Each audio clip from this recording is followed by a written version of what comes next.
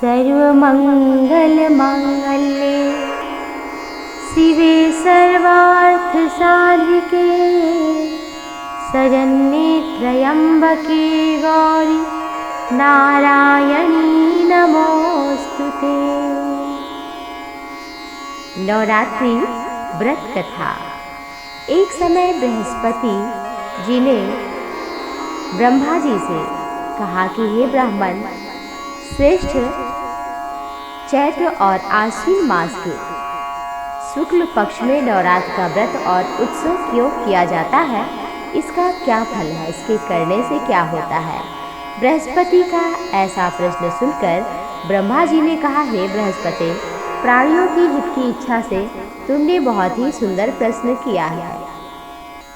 जो मनुष्य मनोरथ पूर्ण करने वाली दुर्गा, महादेव, सूर्य नारायण का ध्यान करते हैं, वो मनुष्य धन्य है। इस नवरात्र व्रत से संपूर्ण कामनाएं पूर्ण हो जाती हैं। इनके करने से पुत्र की कामना वाले को पुत्र, धन की लालसा वाले को धन, विद्या की कामना वाले को विद्या, सुख की इच्छा वाले को सुख। इस व्रत के करने से रोगी का रोग दूर हो जाता है, संपूर्ण विपत्तियों का नाश हो जाता है, घर में सुख समृद्धि आती है, बंध्या को पुत्र प्राप्त होता है, समस्त पापों से छुटकारा मिलता है और मन का मनोरथ भी सिद्ध हो जाता है। जो मनुष्य इस नवरात्रि व्रत को नहीं करता, वो अनेक दुख जीवन में भोगता रहता है।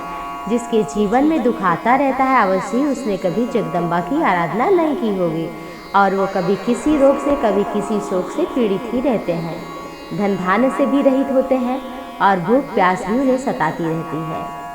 और जो स्त्री नहीं करती, वो पति सुख से भी वंचित हो जाती है।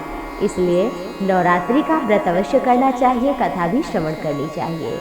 और अगर नवरात्रि का व्रत 9 दिन का ना रह सके तो अष्टमी तिथि में दुर्गा की विधिवत आराधना, पूजा अर्चना करनी चाहिए। कन्या को भोजन कराना चाहिए। तो आइए श्रवण करते हैं नवरात्रि व्रत कथा। ब्रह्मा जी ने कहा, हे बृहस्पति, इससे जिसने पहले इस महाव्रत को किया है वो कथा मैं सुनाता हूँ, सावधान होकर सुनो।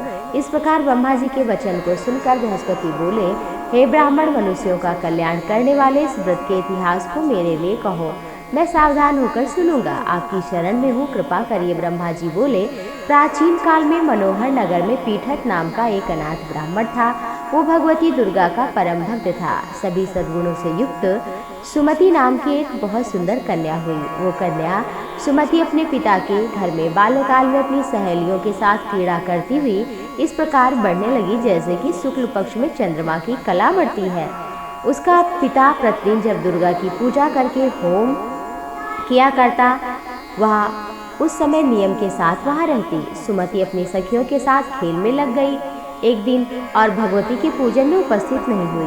उसके पिता को पुत्री की असावधानी देखकर क्रोध आया और पुत्री से बोला, अरे दुष्ट पुत्री, आज तूने भगवती का पूजन नहीं किया, इस कारण मैं किसी कुष्ठ रोगी या दरिद्र से तेरा विवाह कर दूंगा। पिता का वचन सुनकर सुमति को बड़ा दुख हुआ। कहा, हे पिताजी, मैं आपकी कन्या हूँ, अधीन हूँ, जैसी इच्छा हो कर दीजिए।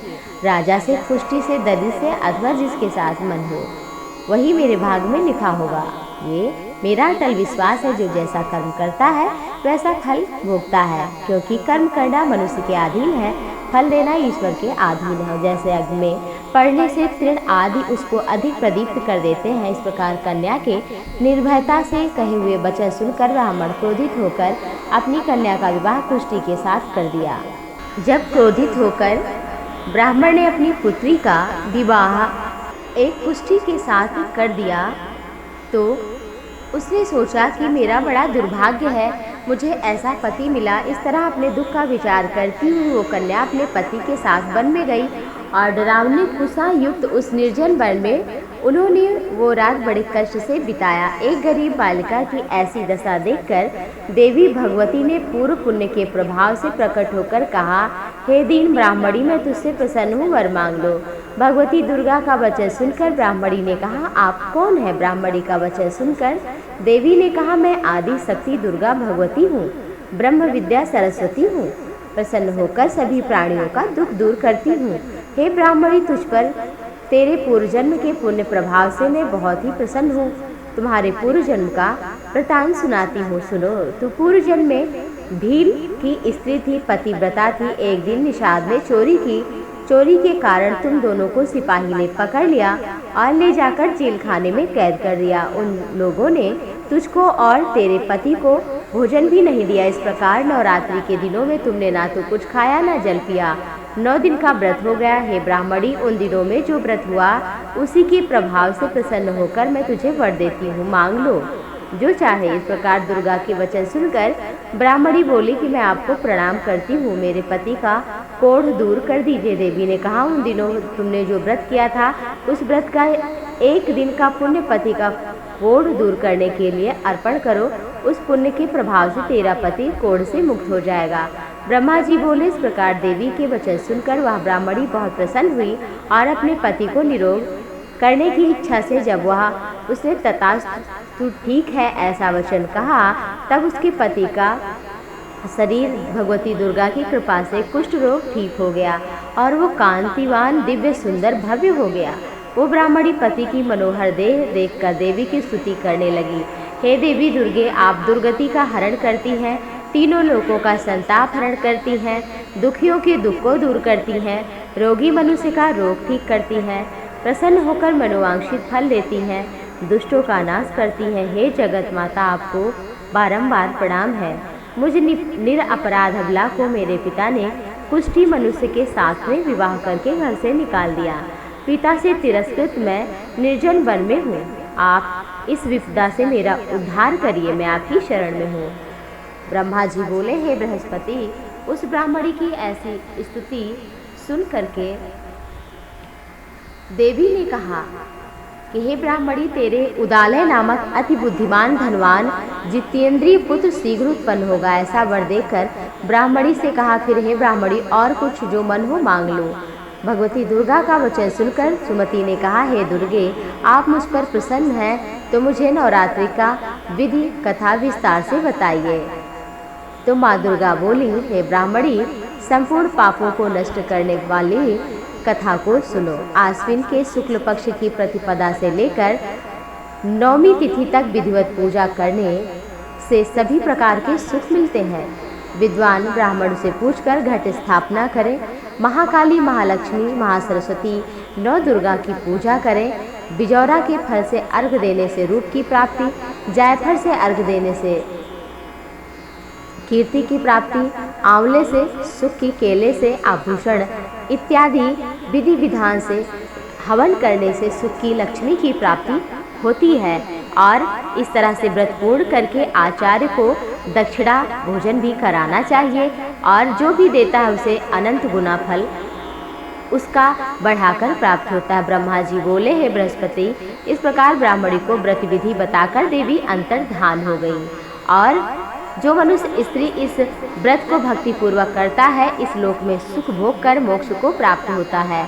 इस दुर्लभ व्रत का महात्म्य मैंने तुम्हें बताया। सुनकर बृहस्पति जी आनंद से प्रसन्न हो गए। कहने लगे कि ब्रह्मा जी से कहने लगे, हे ब्राह्मण, आप मुझ पर अति कृपा करके नवरात्रि का व्रत सुनाया। ब्रह्मा जी बोले, हे बृहस्पति, यह देवी भगवती शक्ति संपूर्ण लोकों का पालन करने वाली है। उनके प्रभाव को कौन जान सकता है, इसलिए विधिवत उनकी आराधना, पूजा श्रद्धा भक्ति भाव से, दीन भाव से, सात्विक ब्रह्मचर्य, चोरी, निंदा इत्यादि को छोड़कर 9 दिन विधिवत करना चाहिए। और मंत्र ओम ऐं ह्रीं क्लीं चामुंडायै विच्चे नमः 108 बार कम से कम प्रतिदिन इसका जप करना चाहिए। लाल पुष्प से माँ की पूजा करनी चाहिए। ऐसा करने से माँ प्रसन्न होती है, मनोवांछित फल प्रदान करती हैं। और जो भी मनुष्य इस जन्म में व्रत को करता है उसका फल वो अनंत जन्मों तक प्राप्त करता है। नवरात्रि में किए गए व्रत का पुण्य कभी समाप्त नहीं होता और हर जन्म में माँ भगवती दुर्गा की अपार कृपा उस पर बरसती रहती है। तो अगर जीवन में आपको सुख चाहिए, संपत्ति चाहिए, भगवान का धाम चाहिए, तो माँ की कृपा पाने के लिए नवरात्रि का व्रत अवश्य करें, उनके नाम का सुमिरन करें। आप सभी पर जगदम्बा, महाकाली, महादुर्गा, महासरस्वती, महालक्ष्मी कृपा करें। इसी के साथ आप सभी को नवरात्रि की बहुत बहुत हार्दिक शुभकामनाएं।